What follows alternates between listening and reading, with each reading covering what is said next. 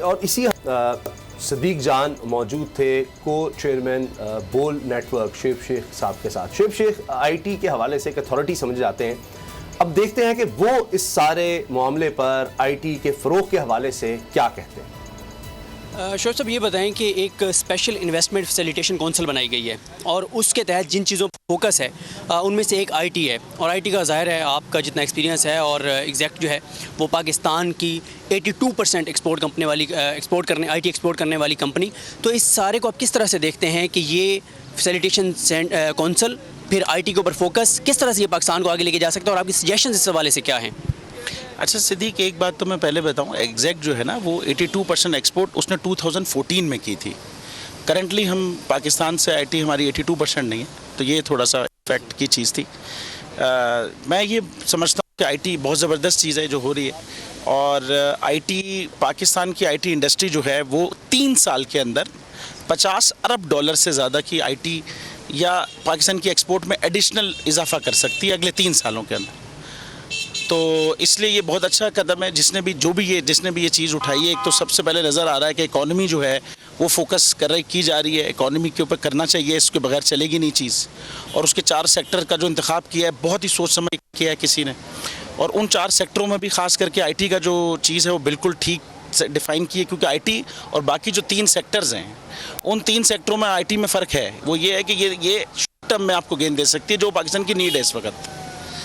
तो बस सिर्फ अब ये कि ये सारी चीज़ें तो पॉजिटिव है, लेकिन बात ये है कि क्या ये फ़र्क पड़ जाएगा आईटी को। तो पहले भी, इससे पहले वाली हुकूमतें और इससे पहले भी लोग डिफ़ाइन करते आए कि जी यार आईटी से बहुत चेंज आ जाएगा, और बहुत अच्छी चीज़ें हुई, बहुत अच्छी चीज़ें सोची गई, बोली गई, बताई गई। लेकिन क्या पाकिस्तान, और अच्छे काम भी हुए कोई ऐसी बात, लेकिन क्या वो इम्पैक्ट हुआ आईटी इंडस्ट्री के ऊपर जो हम समझते थे और चाहते थे कि आईटी ट्रांसफॉर्मेशन करके रेवोल्यूशन आ जाएगा, कि इनकलाब आ जाएगा और पाकिस्तान की आईटी एक्सपोर्ट्स इतनी हो जाएंगी कि पाकिस्तान के सारे मसले मसाइल ख़त्म हो जाएंगे? वो तो नहीं हुआ। हो सकता है, लेकिन हो सकता है प्रोवाइडेड कि हम ये समझें कि हमारा डायरेक्शन सेट करें आईटी में। देखिए, अगर हम आईटी में जाके ये कह रहे हैं ना कि आईटी के लोग बाहर की कंपनीज़ आएँ, फॉरेन कंपनीज़ आएँ और वो आके यहाँ इन्वेस्ट करें, फॉरेन डायरेक्ट इन्वेस्टमेंट आए, तो ये हमें समझना है कि इन्वेस्ट अगला क्यों करता है। अगला इन्वेस्ट इसलिए करती है कंपनी कि वो अपनी इस इकॉनमी में आएगी, इस मार्केट में आएगी, अपने प्रोडक्ट लाएगी, यहाँ बेचेगी और जो प्रॉफिट होगा वो लेके जाएगी। तो अगर उसको इतनी बड़ी इकॉनमी नहीं नज़र आ रही हो, इतना स्कोप नज़र नहीं आ रहा, तो वो नहीं आएगी ना। या इसलिए आएगी कि भाई यहाँ ह्यूमन रिसोर्स अच्छा है बहुत, मैं यहाँ आ जाऊँ, सस्ता है, मैं यहाँ पे बनाऊँ और बाहर अपना बेचूँ, अपनी कॉस्ट कटिंग के लिए आएगी। वो इसलिए भी नहीं आएगी, वो ये भी नहीं पाकिस्तान में पॉसिबल इस वक्त। रिसोर्स है वो, अगर आप यहाँ आके ऑफिस खोल के उसको हायर करते हैं तो आपने उस ह्यूमन रिसोर्स के लिए इनकम टैक्स, आपका विद होल्डिंग HR का टैक्स कटेगा, और अगर वहीं बैठे बैठे इसको इंगेज कर लेते हैं तो फिर आपने बगैर टैक्स के इनको रेमिटेंस भेजनी है, और वो नहीं आना। आपके जो पॉलिसीज़ हैं वो कॉन्फ्लिक्ट हो रहा है, उनको ठीक करेंगे आप तो ये चीज़ होगी। ये इन्वेस्टमेंट्स आएंगी, लेकिन किस जगह आएंगी ये समझना ज़रूरी है। वो डायरेक्ट आईटी प्रोडक्ट्स में नहीं आएंगी। दूसरा, जो आईटी इन्वेस्टमेंट ऑलरेडी हम अभी लोग जो कंपनीज काम कर रही हैं जिनके लिए पाकिस्तान की इकोनॉमी है फूड, वो तो ऑलरेडी गूगल है, वो ऑलरेडी भाई यहाँ से जितने बड़ी पैसे यहाँ से इश्तिहार जो चल रहा है गूगल के ऊपर, यूट्यूब पे, इसके ऊपर पाकिस्तानी ऑडियंस में इंटरेस्टेड लोग चला रहे हैं ना, उसका कितना % हमें मिल रहा है। और क्या हमने ऐसी पॉलिसीज़ रखी हुई है कि गूगल मजबूर हो यहाँ पे ऑफिस खोलने में? हमें उनकी मिन्नत समाजत नहीं करनी, अपनी पॉलिसी सही करनी है, वो खुद ब खुद आना होगा उनको। या नेटफ्लिक्स इस तरह के जो लोग हैं जो पाकिस्तानी ऑडियंस के लिए कर रहे हैं वो ऑलरेडी आ चुके हैं यार, हमें उसको पॉलिसीज़ के तहत करना होगा। वो 2 से 3 महीने 4 महीने में खुद ब खुद ऑफिस स्टार्ट करेंगे, लेकिन ये समझ के बनाना होगा। अभी ये इस तरीके से डायरेक्ट इन्वेस्टमेंट नहीं। और आपने अगर इन्वेस्टमेंट, आपने सबसे पहले उसको रोकें जो आपके अपने मुल्क का आईटी का बंदा है, जो आपके मुल्क का आईटी का एंटरप्रेन्योर है, वो आप इस वक्त देखें, वो अगर फ़र्ज़ करें $10 मिलियन की भी चले महीने की एक्सपोर्ट करता है तो $120 मिलियन हो गया टोटल जो उसकी सेल है इंटरनेशनल। उसका टोटल पाकिस्तानी खर्चा है $20 मिलियन साल का। $100 मिलियन तो वो बाहरी अकाउंट रोक लेता है, पैसे बाहर के अकाउंट में पैसे रोक लेता है। आप उसको मोटिवेट करके उसको फिर फोकस करें, उस पर इंसेंटिव करें, वो आपको 100 आएगा तो आपका 5 टाइम्स इंक्रीज हो जाएगी फ़ौरन ये चीज़। लेकिन उसको हमने तो गिना ही नहीं है, उसको तो हम काउंट ही नहीं कर रहे, उसको तो उस तरीके से वर्क नहीं किया जा रहा। उस पर फोकस करने की मेरे ख्याल है ज़रूरत है, और ये चीज़ आ जाए। दूसरा, हम सिर्फ आईटी समझते हैं, कोई आईटी प्रोडक्ट्स होंगी, कोई सॉफ्टवेयर होगा जो एक्सपोर्ट होगा, जिससे कोई एक्सपोर्ट हो जाएगी, ऐसा नहीं है यार। अमेज़ॉन आप देखें, बुक स्टोर था ना, बुक से स्टार्ट हुआ, फिर वो डिटेल में गया और जिस तरीके से पहुंच गया। नॉर्मल बिजनेस को आईटी की प्रोसेसेस से उसने इनेबल करके ट्रांसफॉर्मेशन जो की एक रेवोल्यूशन ले आया। वो जो अमाउंट उसने जिस तरीके से क्रिएट किया वो हमें करना। हमारी पाकिस्तान की एक्सपोर्ट इस वक्त ऑलरेडी क्या हो रही है? टेक्सटाइल हो रही है, टेक्सटाइल में हम क्या करते हैं, हम उठाते हैं बाहर के किसी ब्रांड के लिए टी शर्ट यहाँ बनाते हैं, उसको दे देते हैं, यहाँ अपनी कॉस्ट जो हमारी लगती है उसमें थोड़ा सा नफ़ा रखते हैं और आगे दे देते हैं। वो अपना ब्रांड का लोगो लगाता है और आगे भेज देता है। और भाई हम पहले वो लोगो खुद नहीं लगा सकते थे, लेकिन अब आईटी के बाद अगर आप अपना ब्रांड बना के लोगो वहाँ पे बेचेंगे, चाहे B2B बेचें चाहे B2C बेचें, पॉसिबल है। कुछ लोग ये कर रहे हैं पाकिस्तान में अभी भी, लेकिन अगर आप ये सबको गाइड करेंगे और उस एनवायरनमेंट में लाएंगे तो ये पाकिस्तान की जो एक्सपोर्ट में ये 30 अरब डॉलर से ज़्यादा का इजाफा इससे हो जाना खाली यार। तो ये डायरेक्शन आपने सेट करना है कि ये दूसरी चीज़ है कि इसके ऊपर फोकस करें, बिल्कुल होगा मेरे ख्याल में। तीसरा ये है कि जो अब जैसे पाकिस्तान में कंपनीज़ हैं जो स्टॉक्स में गई हैं और स्टॉक से बड़ी अच्छी पॉलिसीज़ बनी हैं इस हवाले से, आईटी कंपनीज़ के हवाले से, लेकिन जो इन्वेस्टमेंट इंस्टीट्यूशंस हैं, जो फाइनेंशियल इंस्टीट्यूशंस हैं, उनमें और मजीद काम करने की ज़रूरत है। वेंचर कैपिटलिस्ट इन्वायरमेंट को बड़ा इंप्रूव करने की ज़रूरत है। गवर्नमेंट के फंडों से इदारे बनाकर और उनके थ्रू कोई रेवोल्यूशन आ जाएगा, सवाल ही नहीं है। एंटरप्रेन्योर का जब पैसा लगेगा वो अपने पैसों को मल्टीप्लाई करने जाएगा और उसी से पैसा मल्टीप्लाई होगा। वो इन्वायरमेंट आपको क्रिएट करना है। और ये तीनों चीज़ों के लिए, चाहे आप लोकल एंटरप्रेन्योर को मोटिवेट करने निकलें, आप एक इन्वेस्टमेंट एनवायरनमेंट क्रिएट करने निकलें, या आप बाहर की कंपनीज की इन्वेस्टमेंट लेके आने निकलें, या आप दूसरी जो आईटी इनेबल करेंगी जो इंडस्ट्रीज़ उनकी एक्सपोर्ट के लिए निकलें, आपको ह्यूमन रिसोर्स चाहिए। वो ह्यूमन रिसोर्स को यहाँ रोकने के लिए आपको बड़े इंफ्रास्ट्रक्चर चाहिए। वो अपने टैक्स जोन जो बना रहे थे वो बनाने चाहिए, उस पर फोकस करें ताकि वो बंदा यहाँ रुके। तो ये ओवरऑल मेरे ख्याल है सही डायरेक्शन अगर आप सेट करते हैं तो इंशाल्लाह ताला आपने तय इंतखाब सही कर लिया है।